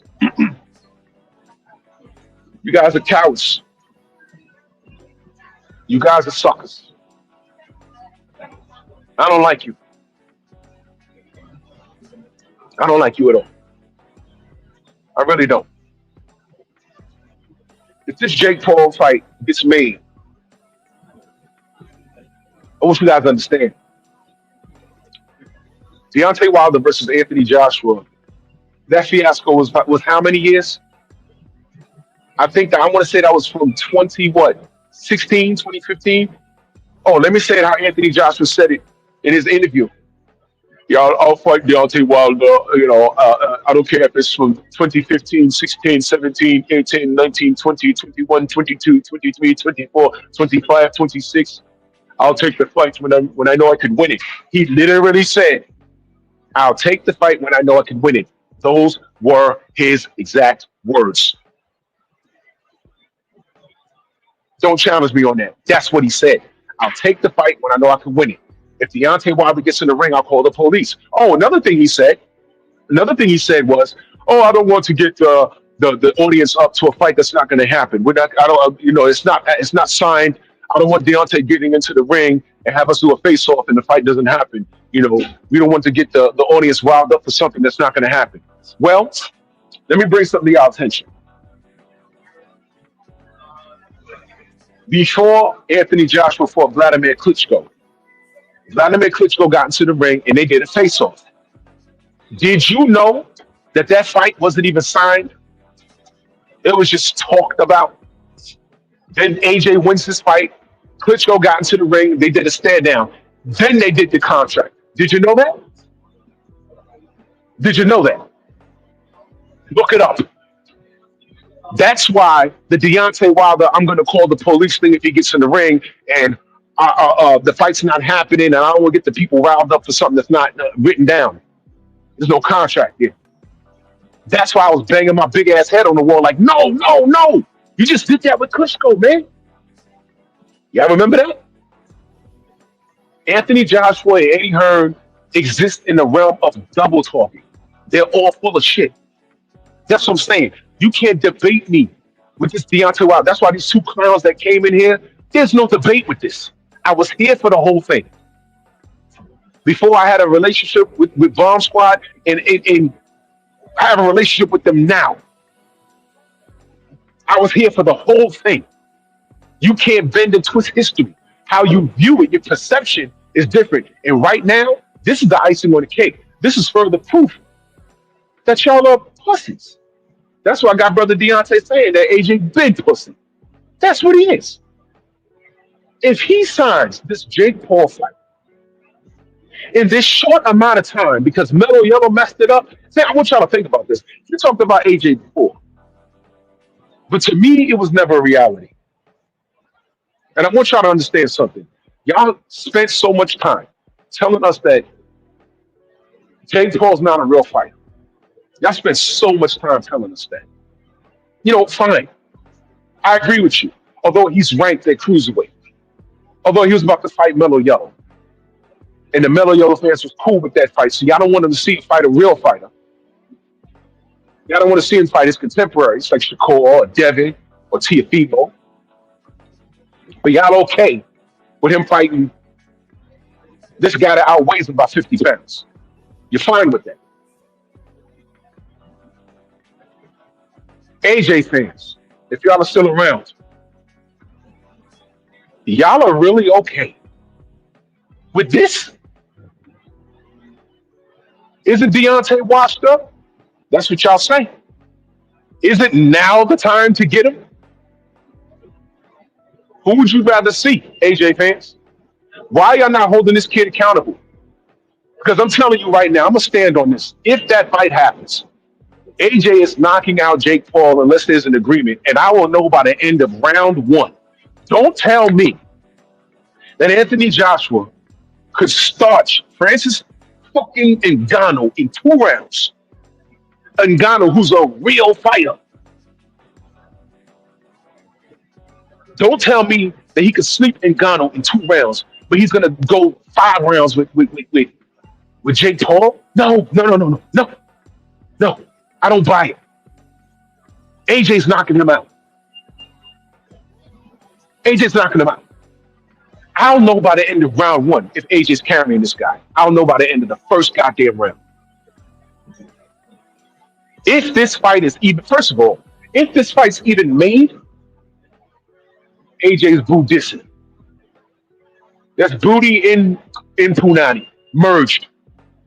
He's hermaphrodite genitalia. Yes, he's both. What do they call him in the Philippines? He's bakla. I was calling Pac fans pakla.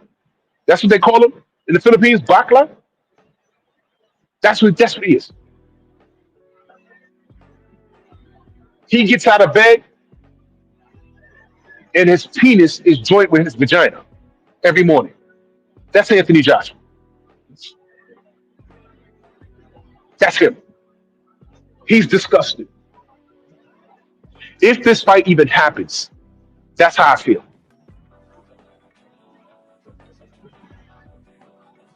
There's no excuse for this. How are you on 1 fight away from undisputed, and you don't go get that WBC strap from a guy that can't throw straight punches and who's not a real heavyweight? All right, so Deontay's not a real heavyweight. I also remember Deontay flirting, saying, "Hey man, I can't get no undisputed fight. I can't get no fights at heavyweight. I might as well go down to cruiserweight." The assholes in that god awful Facebook group went crazy. Oh, he's gonna go down to cruiserweight and bully a cruiserweight. And mind you, who was that cruiserweight back then? Usyk. Usyk was there. And I said, hell, he can't get no fight from these giant guys at heavyweight. He may as well just cut about 10 pounds and go to cruiserweight, since he can't get no goddamn fights. These niggas went crazy. They went crazy. Remember when he broke his hands and had pin in his hands? He had pins in his hands. They were like, "Oh, that's why he has knockout power. He got something in his hands." I said, "You guys are drunk.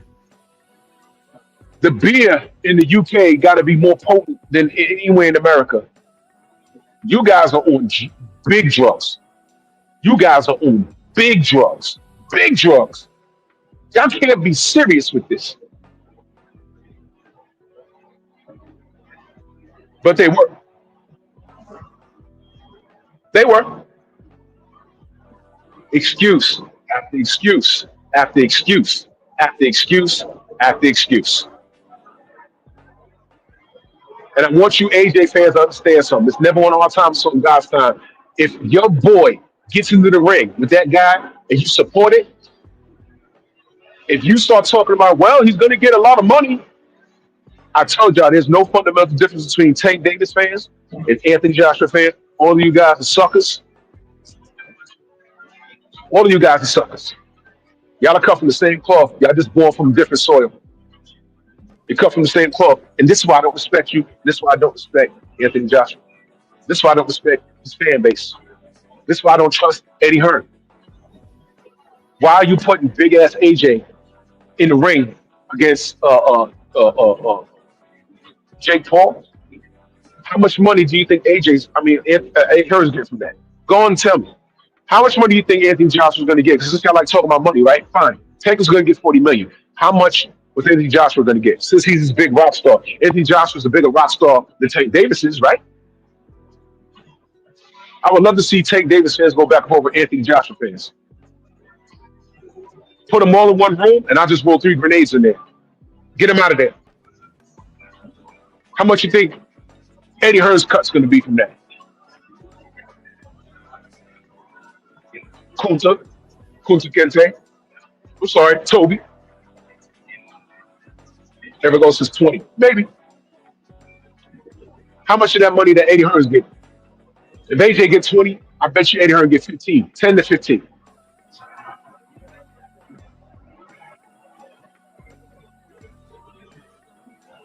This is the type of time they on.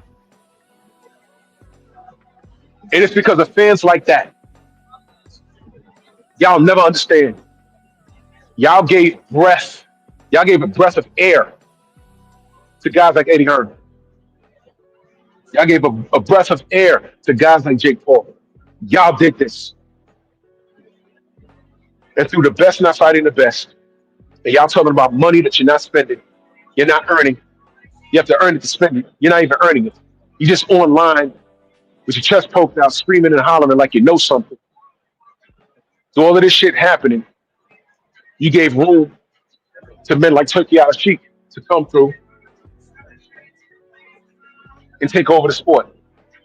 Where if we had the best fighting the best, all right? If you had the best fighting the best, there would have been nothing for Turkey to do. When you put your look, man. When you don't put the sport first, because if you put the sport first and you do the right thing by the sport, you're doing the right thing by yourself. So you can't be denied. You can't be denied. If you beat all your contemporaries, the money's going to be there. Case in point, Devin Haney. Devin Haney was undisputed at 135. He tried to fight Shakur on the way out. Shakur said, no, I know my worth. Devin moved on, went to 140, got a belt. Tank Davis now has his WBA strap. He didn't fight for it. He got it via email. But now all of a sudden, nobody wants to use that term, email champion, right? All right, that's cool in the game. Devin moved how he wanted to move. Didn't make long-term deals. And now when Turkey started hitting hard, who's getting that Turkey Al-Sheikh money? One of the first fighters was Devin. One of the first ones. And then y'all start saying, oh, he bending the knee. He's bending the knee. Tank don't bend no knees. No, he bends over. But he don't bend no knees, right? All right, cool. Everything that y'all put out on Devin, it flung back and hit Tank in the face. Even the Diddy jokes. Oh, he got a picture with Diddy. He was at the Diddy party. But we got videos of Diddy hugging Tank up out of his shoes and socks and then chasing him around the goddamn lobby. Talk about, come here, boy. I was like, yo, what is that? Oh, Tank don't gotta bend the knee. Well, he ain't bend the knee to Turkey. All right, fine. He bent the knee to Jake Paul, and y'all said leave him alone. We left him alone, and he can't even get that right. So his next fight is going to be under whom and what and where and who is he fighting? You see, same thing with AJ.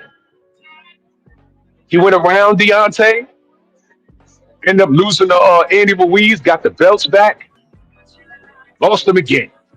Look at that. Look at that. Y'all literally had to poison Deontay and disrupt him. Y'all allowed that to happen. The Daniel Kennedy thing. Y'all allowed all that crap to happen. Y'all did this. Y'all did it.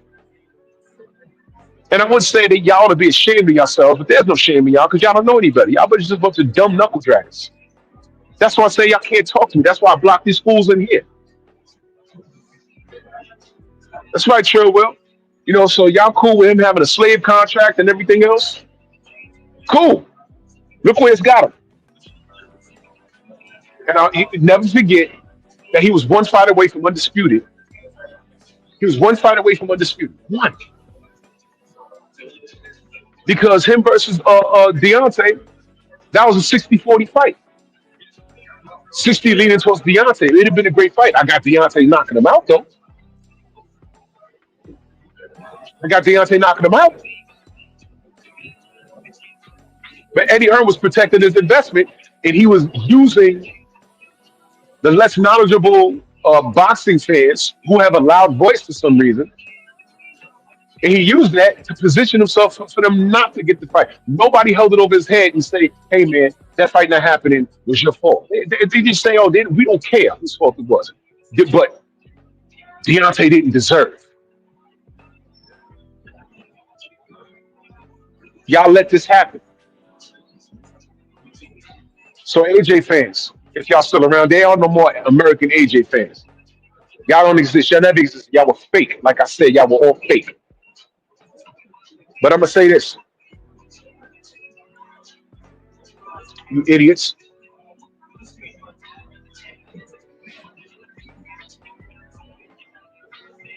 Two things. How is it y'all able to make this Jake Paul fight on such short notice? Not a problem. But you couldn't make the damn Deontay fight for goddamn 4 years or more. That's number one. Number two, how do you feel fighting this clown fight? Because that's what this is. It's not serious. There's no rankings for the last time we saw AJ in the ring, he was getting flatlined by a real fighter. And his next fight is against it's this clown fight. That's where it's gone with you. If Deontay Wilder was entertaining a Jake Paul fight, y'all would be losing y'all mind right now. But you're about to put this former unified champion in the ring with Jake Paul. That's what y'all think of AJ now? That's what we doing? That's what it's come to? You shouldn't be taking clown fights until, or let me use the word now, expeditions in tank language. You shouldn't be taking expeditions until you're retired. Now it's okay to do it while you're an active ranked fighter. This is the new flex right now. Which is why I'm saying Jake Paul is the face of boxing. This is all your fault. This is y'all fault. Don't tell me nothing about no Turkey.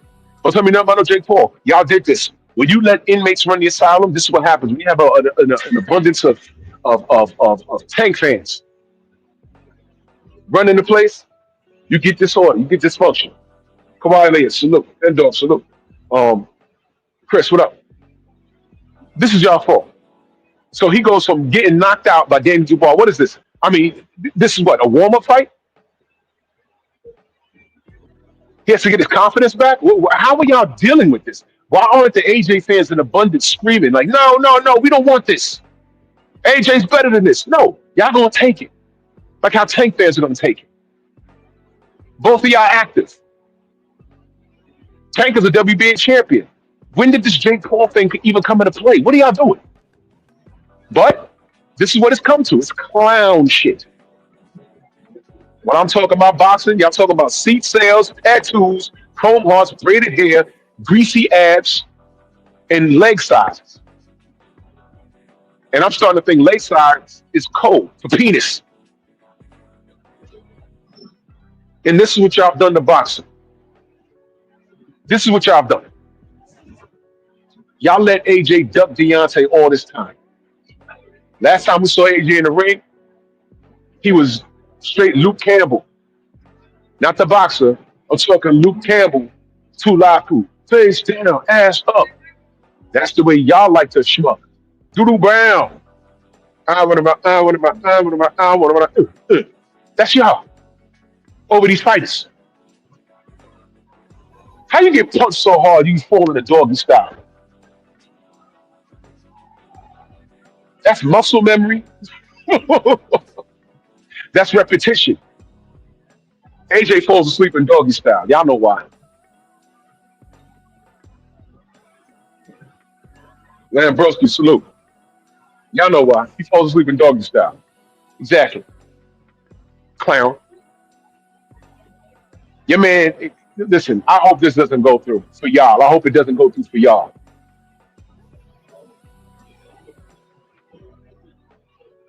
Jake Paul. And as a bonus, if that Jake Paul fight is for real and it happens, what if AJ loses? Now, I personally think AJ gonna knock his head off. But if he carries that man,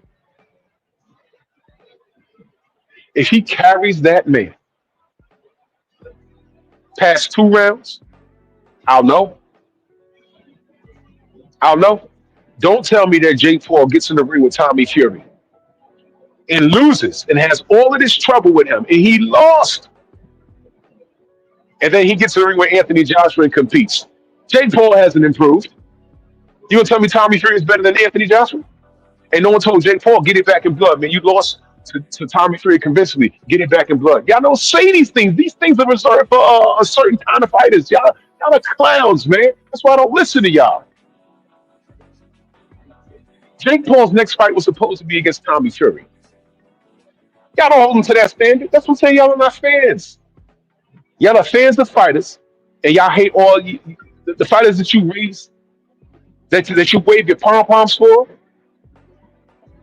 Y'all are haters of the contemporaries, and y'all find more.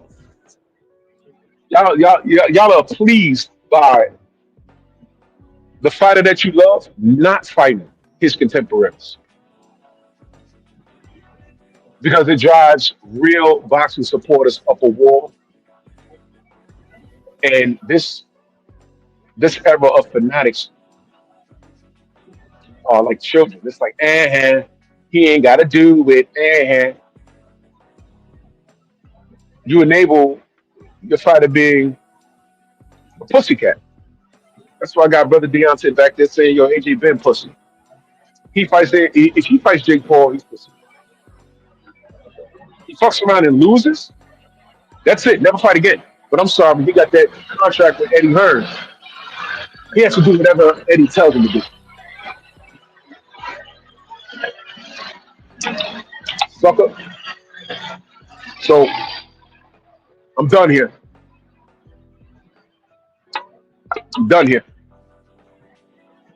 Bomb squad all day. Time reveals all truth.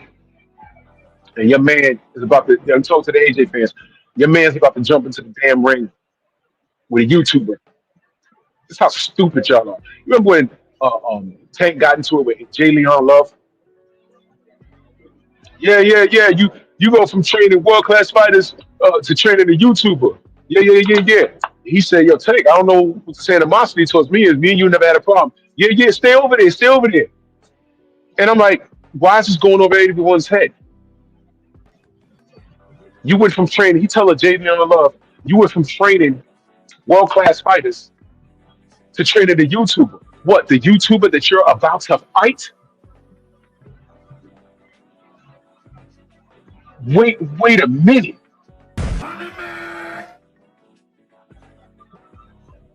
What? Did y'all catch that? You went from training world-class fighters to training the YouTuber. What? I'm training the YouTuber that you're about to fight. What? So what is it about getting money or not? You about to getting that? You getting that chicken, right? You getting that? You getting that money, right? You're supposed to be fighting Tiafimo and Shakur and Devin, but you're fighting a YouTuber. And then when we say, "Hey man, Tank, that's not right," you say, "Mind your business." Your fans say, "Yo, let the young kid get his money."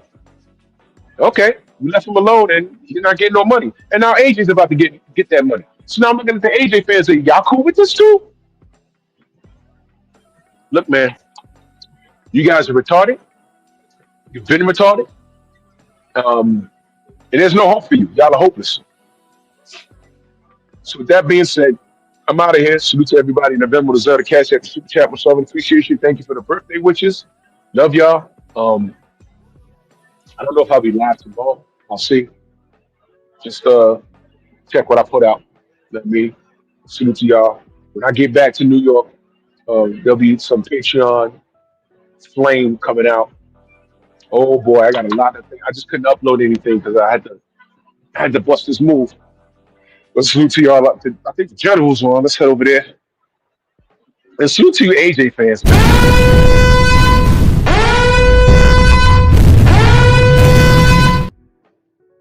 Salute to you stalkers. I ain't forget y'all. I'm gay. Gay. Like super gay. Like one down here, one here, one here, one here gay. I thought you knew that.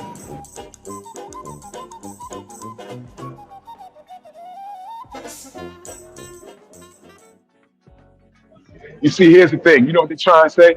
And this is what they used to say in Sparta, in that god-awful boxing group on Facebook. You know what they used to say? I'm like, you know what? Nothing's connecting with you. You just on here arguing like a girl, not even a woman, a little girl. And I don't do things like that. I don't talk in circles like that. So I bid you a good day. Oh, blocking's the sign of weakness. You can't block people. If you block, that means you won. No, I don't argue with women, and I don't argue with my wife, and I'm not going to argue with you. I said what I said. We're not going to see eye to eye. Have a good day, sir. I'm not getting on here just to argue with you, just to do that shit. Just talk in circles. That's why I don't do these debates. That's why I don't go back and forth with none of these dudes. I don't need to do that. You know why? Everything I've said about these fighters, about their demeanor and how they conduct themselves, have I been wrong? Have I been wrong about Anthony Joshua? Have I been wrong about Tank Davis? That's why when these fools come, we had two fools in here. One fool came in the chat and said it a little while ago. Oh, if someone can't speak their opinion, blocking this, I don't want to hear what you got to say. We're now almost a decade involved with this. We're a decade in with this AJ shit, and nothing's changed. In fact, it's gotten worse. And now you're about to fight a clown fight with Jake Paul. That's what you're doing, bro. We couldn't get Deontay Wilder versus AJ. You about to get this Jake Paul thing on short notice? Are you kidding me? It was for the money. He's getting money. Well, you remember when they were telling us that AJ was the richest and wealthiest boxer in the world? He makes $100 million, $100 gazillion. You remember that? It was the Tank Davis conversation. So when I say things like, yo, we've been here before, that's what I mean. When I told you, I said, man, Tank fans started to sign to Anthony Joshua fans about 5 years ago. We've been here before. We've been here. The thing is, the Tank Davis fans weren't here. And I said, yo, y'all doing the same shit that AJ fans was doing. He's not the wealthiest fighter. He don't have the best resume. Y'all just like him because of how he looks. Y'all remember that? I remember that. I was here. And it's ending the same way. And it's just poetic justice that he went from Tank Davis and Tank Davis fucking it up. And now he's going to Anthony Joshua. Now, Anthony Joshua won't fuck it up like that because Anthony Joshua don't play in the streets. But I find it eerily strange that he's in a position to do something like that because they are cut from the same cloth. Avoid your contemporaries while fooling the public and making tons of money. Well, to you, he's making tons of money, but the reality is they're not bosses. Deontay Wilder's a boss. His pockets are deeper than Anthony Joshua's. Trust me, they are. Devin Haney's a boss. His pockets are a hell of a lot deeper than Tank Davis, especially when these women get done getting paid off. Oh, he's done. So once again, ladies and gentlemen, time reveals all truth and the lies not but a long way to the truth. I'm right, they're wrong. And what you do is you take your AJ praise and your Anthony Joshua praise, your Tank Davis, Abdul Wahid praise. You turn that son bitch sideways and pound it up your mother's ass. Bronx on deck. Move! Why are you gay? Who says I'm gay? You are gay.